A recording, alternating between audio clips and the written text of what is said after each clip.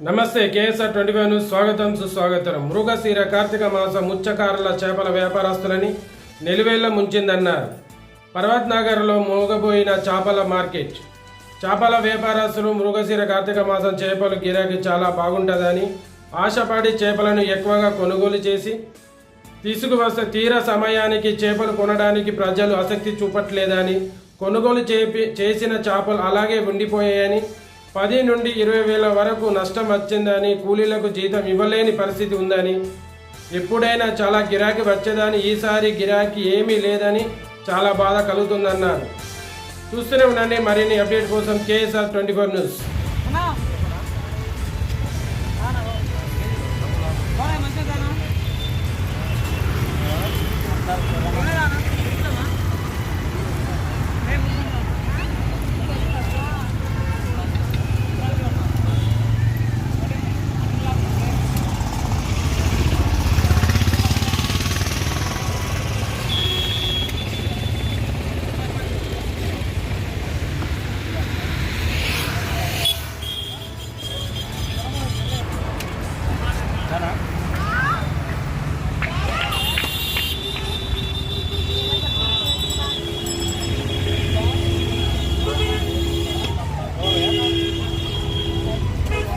Mall తెచ్చినాము 10,000 మా collection కూడా కాలేదు. నిన్నయ్యాల 2 రోజులు మాల్ మొత్తం అట్లనే ఉంది. అక్కడ ఇంకో దుకాణం కాడ పెట్టినాము మా పిల్లలని, అక్కడ కూడా లేదు. పొద్దు నుంచి 20 పిల్లలు అమ్మినట్టు ఇప్పుడు ఆడ ఫోన్ చేసినాము, గిరాకీ లేదు ఏం లేదు.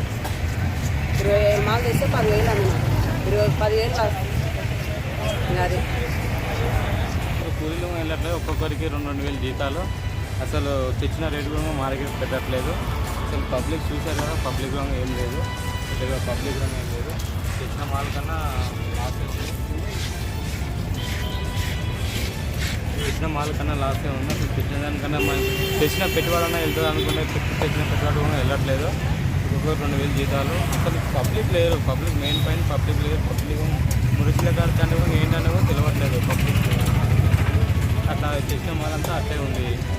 ఈ చూసిన గిరాకీ ఏమైనా అవుతుందంటే గిరాకీ ఏం అవ్వట్లేదు. అది పరిస్థితి.